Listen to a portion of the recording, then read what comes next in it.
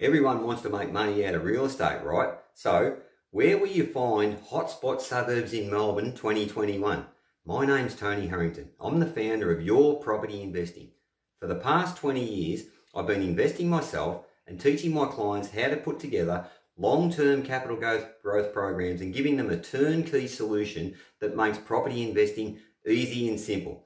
On this video, I'll be talking to you about 5 areas where I think you're going to get some pretty solid capital growth in 2021. And I'll give you some reasons why I think those areas are pretty good. So let's start off. Mornington Peninsula, okay, down the bayside suburbs of Melbourne is absolutely booming. I've got a couple of properties down there that have gone up 25% in the last 6 months, folks. It's absolutely flying. Now, the reason why it is because a lot of people have got really cashed up in Melbourne.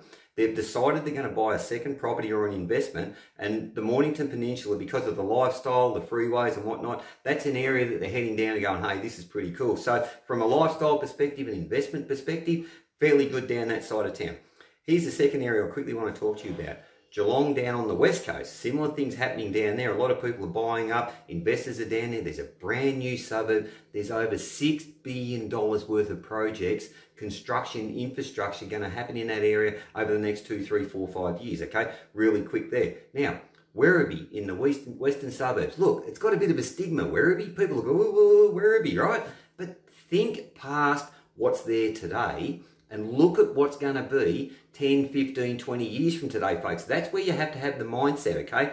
I've seen Werribee prices moving really quickly and really fast, and I think it'll still continue to grow because that area of population growth is projected to go up by around about 185,000 over the next 10 to 15 years. There's also plans for an $8 billion mini city out there, right? Get with that. Rockback Mountain, I think I've spoken about this before, but it's an area where, again, there's a stigma to it. Look past the stigma, major growth, major area. Another area, again, where there's big infrastructure, inner city Melbourne, 5 k's from the CBD. Look where the major metro tunnel train stations will be. North Melbourne, folks, has been completely rezoned. There's high-rises going up. There's a major train station there that's part of the major, I think it's $11 billion metro rail project. North Melbourne's one of the major stations. Parkville's another. If you're looking in those, also, folks, look at West Melbourne, which is just sitting on the edge of the CBD. If you're in that price point and you can afford that type of investment, again, stick to the middle ring, okay? If you're looking, say 4 to, within 3 to 6, 7, 8 k's from the CBD, you generally won't go too far wrong, right?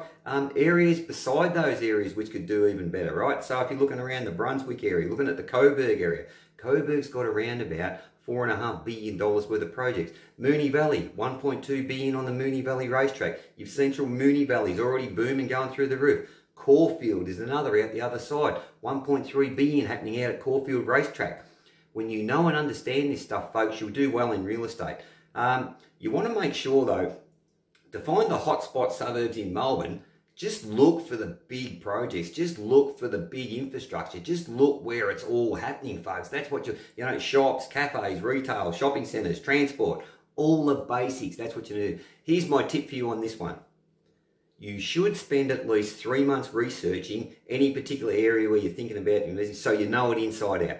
When I first started investing back in Geelong in early 2000, I spent 3 months going through a particular area, a particular suburb.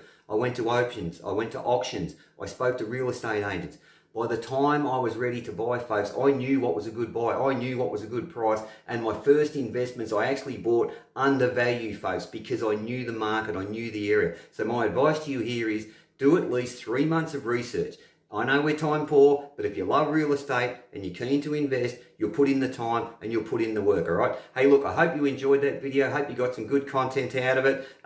Finding the hotspot suburbs in Melbourne, it's not too hard to do, folks, if you just apply yourself and do a bit of research.